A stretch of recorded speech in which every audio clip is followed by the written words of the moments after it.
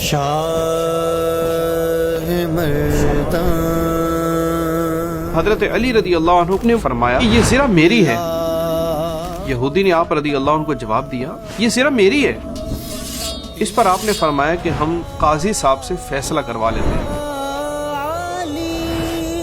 وہ قاضی جن کو قاضی بھی امیر المومنین حضرت علی رضی اللہ عنہ بنایا ہے، وہ حضرت علی کے خلاف فیصلہ یہودی کے حق میں دے رہے ہیں۔ اے عاشقان صحابہ و اہل بیت، حضرت علی رضی اللہ عنہ کی ذات وہ کمال کی ذات تھی کہ بلا شبہ آج دنیا بھر کے حکمرانوں کے لیے بہترین مشعل راہ ہیں، جن کی سیرت پر چلنا معاشرے کو دنیا کا بہترین معاشرہ بنا دیتا ہے۔ آپ کی سیرت کا حیرت انگیز امیزنگ واقعہ سنیے۔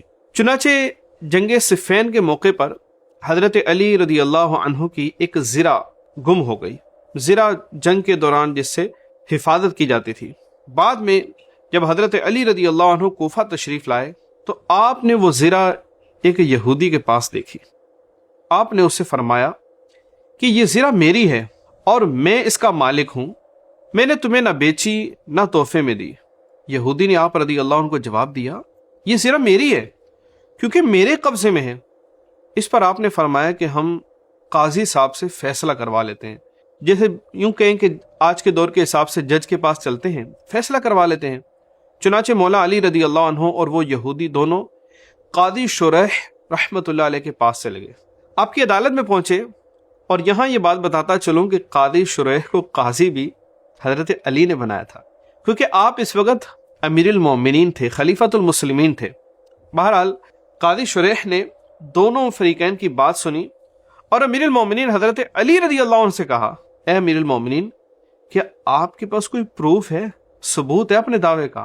حضرت علی رضی اللہ عنہ فرمایا کہ ہاں، یہ میرا غلام قمبر ہے اور یہ حسن ہے، یہ دونوں اس بات کے گواہ ہیں کہ یہ زرہ میری ہے۔ اللہ اکبر، قربان جائیں قاضی شریح کے۔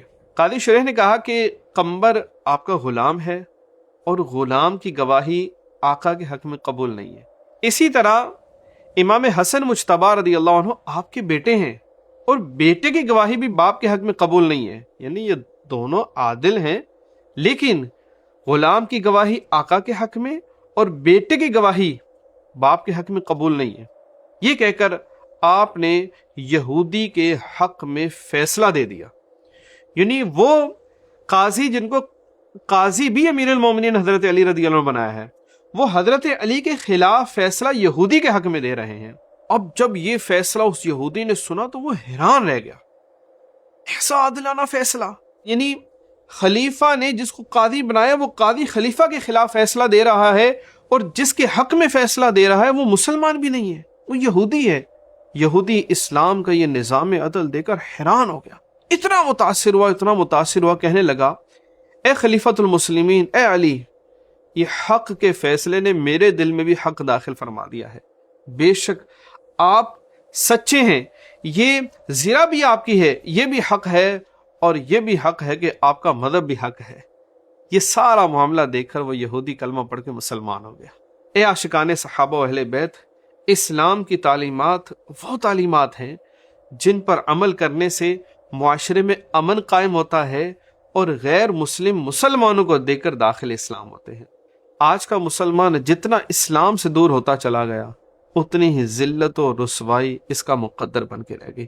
اللہ کریم امیر المؤمنین حضرت علی المرتضیٰ شیر خدا کرم اللہ وجہہ الکریم، قاضی شریح رحمۃ اللہ علیہ، اور حضرت علی کے غلام قمبر اور امام حسن مجتبی رضی اللہ عنہ کی ہم سب کو برکتیں عطا فرمائے، ہم سب کو اسلام پر چلنے کی توفیق عطا فرمائے، آمین بجاہ خاتم النبیین صلی اللہ علیہ وآلہ وسلم۔